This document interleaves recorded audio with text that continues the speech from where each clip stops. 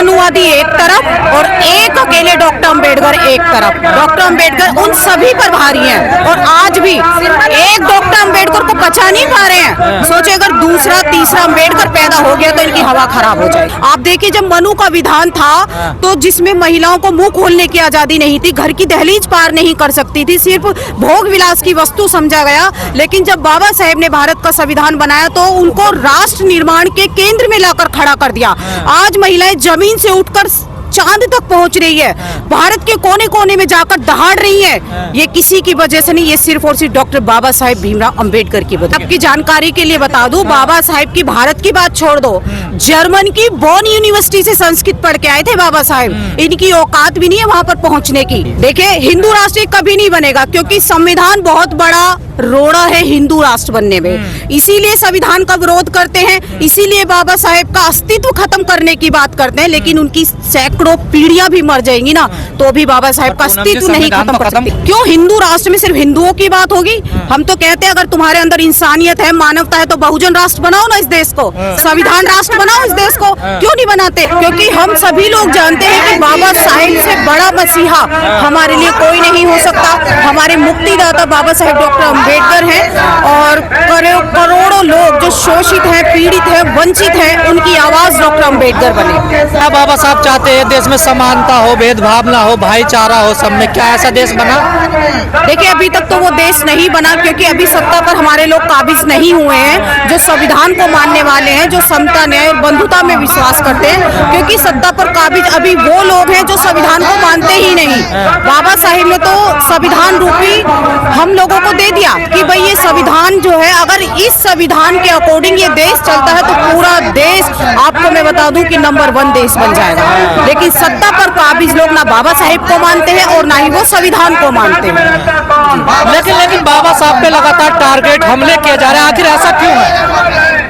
करोड़ों मनुवादी एक तरफ और एक अकेले डॉक्टर अंबेडकर एक तरफ। डॉक्टर अंबेडकर उन सभी पर भारी हैं और आज भी एक डॉक्टर अंबेडकर को पचा नहीं पा रहे हैं। सोचे अगर दूसरा तीसरा अंबेडकर पैदा हो गया तो इनकी हवा खराब हो जाएगी। क्योंकि बाबा साहब ने सबके लिए काम करा तो फिर इसमें विरोध क्यों? रात के अंधेरे में मूर्तियां क्यों तोड़ी जाती है? देखिए बाबा साहेब को इन्होंने एक कम्युनिटी के रूप में प्रदर्शित किया कि वो दलितों के नेता है और ये ऐसा वो लोग कहते हैं जिन्होंने बाबा साहेब को पढ़ा नहीं है। बाबा साहेब ने इस देश के हर व्यक्ति के लिए, हर महिला के लिए, चाहे वो किसी भी कम्युनिटी की हो, उनके लिए उन्होंने काम किया। लेकिन जो सम्मान का दर्जन बाबा साहेब को इस देश में मिलना चाहिए था वो सम्मान उन्हें आज भी नहीं मिल रहा। सैकड़ों महिलाएं देश में वीडियो बनाती है बाबा साहब के खिलाफ, देखिए बनाती तो है लेकिन वो लोग बाबा साहेब को आइडियोलॉजी मान रही हैं और बहुत सम्मान के साथ उनको प्रेजेंट भी करती है कि हमारे मुक्तिदाता अगर कोई है तो बाबा साहेब हैं। और ये हर महिला को ध्यान रखना चाहिए, अदर कास्ट की महिलाओं को भी, क्योंकि जो बाबा साहेब पर अभद्र टिप्पणी करती हैं उनको एक बार हिंदू कोड बिल जरूर पढ़ना चाहिए।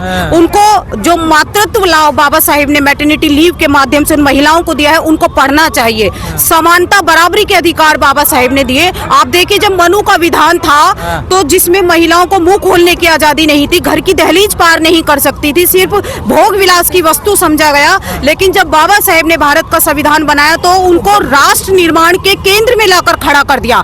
आज महिलाएं जमीन से उठकर चांद तक पहुंच रही है, भारत के कोने कोने में जाकर दहाड़ रही है। ये किसी की वजह से नहीं, ये सिर्फ और सिर्फ डॉक्टर बाबा साहेब भीमराव अंबेडकर की बदौलत। पर शंकराचार्य जगत गुरु कह रहे हैं बाबा साहब ने मनुस्मृति को पढ़ा ही नहीं था, उन्होंने वैसे ही जला दिया। मैं आपकी जानकारी के लिए बता दूं, बाबा साहेब की भारत की बात छोड़ दो, जर्मन की बॉन यूनिवर्सिटी से संस्कृत पढ़ के आए थे बाबा साहेब। इनकी औकात भी नहीं है वहां पर पहुंचने की। और बाबा साहेब इस देश के तमाम धर्म ग्रंथों का उन्होंने अध्ययन किया, चाहे गीता हो, रामायण हो, मनुस्मृति जैसे तमाम धर्म ग्रंथों का बाबा साहेब ने अध्ययन किया। और 25 दिसंबर 1927 को ऐसे काले कानून को उन्होंने आग भी लगा दी। लेकिन पूनम जी देश तो हिंदू राष्ट्र की तरफ बढ़ रहा है ना। देखिए हिंदू राष्ट्र कभी नहीं बनेगा क्योंकि संविधान बहुत बड़ा रोड़ा है हिंदू राष्ट्र बनने में, इसीलिए संविधान का विरोध करते हैं, इसीलिए बाबा साहेब का अस्तित्व खत्म करने की बात करते हैं। लेकिन उनकी सैकड़ों पीढ़ियां भी मर जाएंगी ना तो भी बाबा साहेब का अस्तित्व नहीं खत्म करने की बात कर रहे हैं, बदलने की बात कर रहे हैं। देखिए संविधान ऐसे नहीं बदला जाएगा। और कैसे बदला जाएगा? ऐसे नहीं बदल सकता संविधान। अभी बाबा साहेब के मानने वाले करोड़ों लोग जिंदा हैं। कहाँ जिंदा है? जिंदा क्यों नहीं है ये? आप देख रहे हैं सैकड़ों की संख्या में लगातार खुलेआम यात्राएं निकाली जा रही है संविधान के विरोध में। देखिए, भले ही कितनी भी यात्राएं निकाल ले, लेकिन जब तक संविधान है, हिंदू राष्ट्र ये नहीं बन सकता, किसी भी कीमत पे नहीं बनेगा। और इसीलिए संविधान को खोखला कर रहे हैं अंदर ही अंदर, इसीलिए संविधान को खत्म करने की बात करते हैं। तो ऐसा होने वाला नहीं है, बहुत बड़ी गलतफहमी में है वो लोग। पर लोग कहते हैं आपको क्या दिक्कत है हिंदू राष्ट्र से? क्यों हिंदू राष्ट्र में सिर्फ हिंदुओं की बात होगी? हम तो कहते हैं अगर तुम्हारे अंदर इंसानियत है, मानवता है, तो बहुजन राष्ट्र बनाओ ना इस देश को, संविधान राष्ट्र बनाओ इस देश को। क्यों नहीं बनाते? क्यों हिंदू राष्ट्र? नहीं, हमें नहीं चाहिए राम राज। आप देखें कि राम राज्य में कुमारी मायावती जी, कुमारी मायावती जी।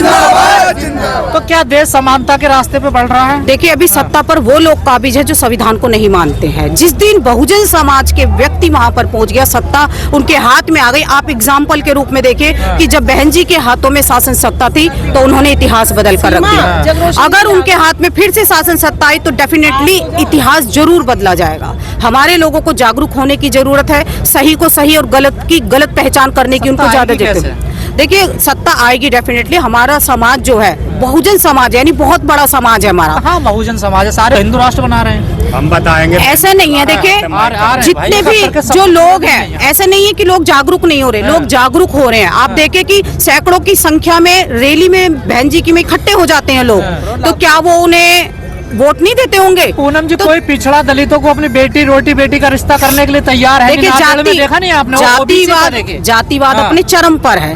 और बाबा साहेब कहते हैं कि जिस पर इसकी नींव टिकी हुई है, यानी तमाम धर्म ग्रंथों में जिस पर इसकी नींव टिकी हुई है, ऐसे धर्म ग्रंथों को जला दो। और जब तक वो नहीं यहाँ से मतलब उनको नहीं हटाया जाएगा, तब तक जातिवाद कायम रहेगा।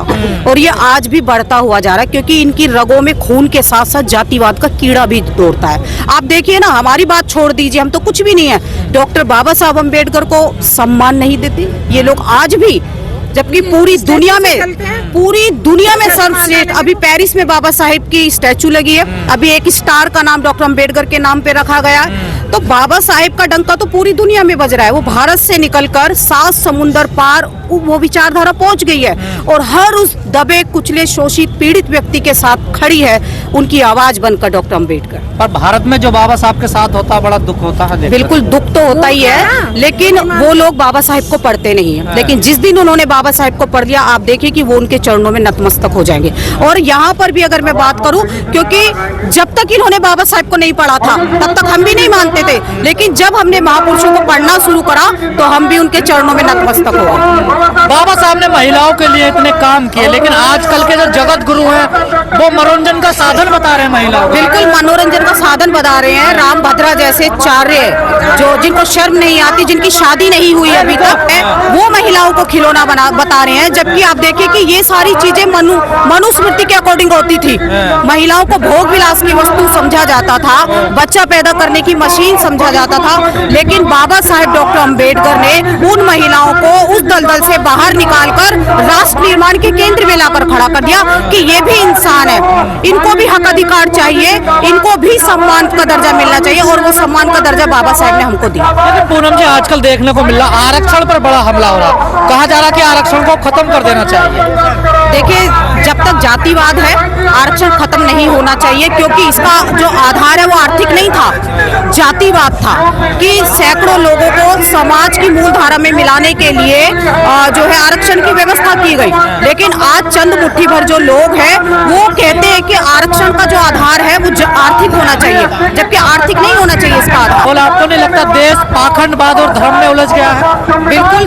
देखिए, सत्ता इन लोगों के पास है, जब इस सत्ता इनके पास है तो ये कुछ भी कर सकते हैं, पाखंड फैलाएंगे, अंधविश्वास फैलाएंगे, सब कुछ ये लोग करेंगे। लेकिन जिस दिन सत्ता बहुजनों के हाथ में आ गई, आप देखिए कि इस देश में समता, समानता, न्याय स्थापित हो जाएगा।